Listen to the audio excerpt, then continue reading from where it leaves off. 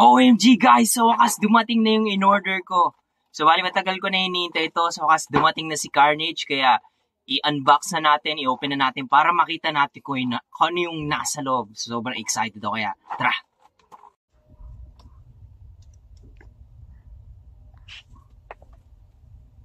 Ayan guys, so bali ito yung itsura niya matapos kung tanggalin yung box.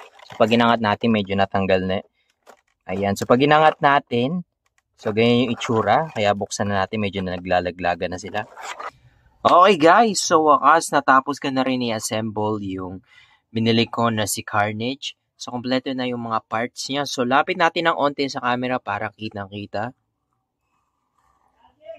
So para sa akin, okay na rin yung yung design, yung plastic na ginamit para gawin tong si Carnage. So makikita natin, ito talaga yung yung part na napaka-astig, yung mga naglalabas sa mga galamay niya, yung mga tentacles niya sa likod tapos sa braso.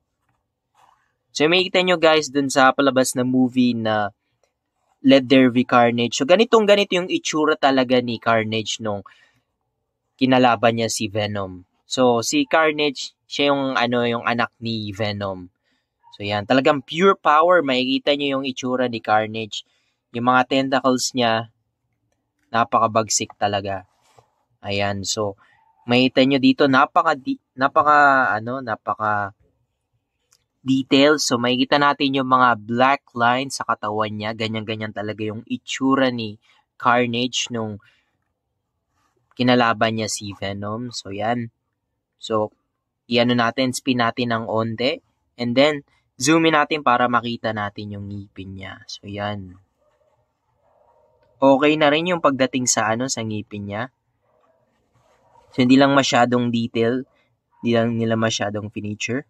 Yan, so zoom in natin ng konti. Ayan, napaka-astig talaga. Okay, para sa akin, okay na rin tong okay na rin tong si Carnage. So, ayan, so medyo nakalimutan ko lang ikabit yung isang part. Kasi supposed to be dalawa yun eh. Makikita nyo dito guys. So zoom in natin ng onte. Ayan. So dito sa isang part na to, ito sa part na to, yan yung siko niya, tapos meron pa dito nakalimutan ko lang ikabit.